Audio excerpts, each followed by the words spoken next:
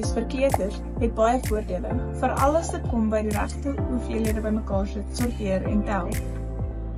Kleuters leer om probleme op te los, byvoorbeeld, hoeveel blokkies kort ek nog om 5 te maak? Deur blokkies op kleur te sorteer, verbeter die kleuters se visuele diskriminasie, die vermoë om verskille en ooreenkomste te sien.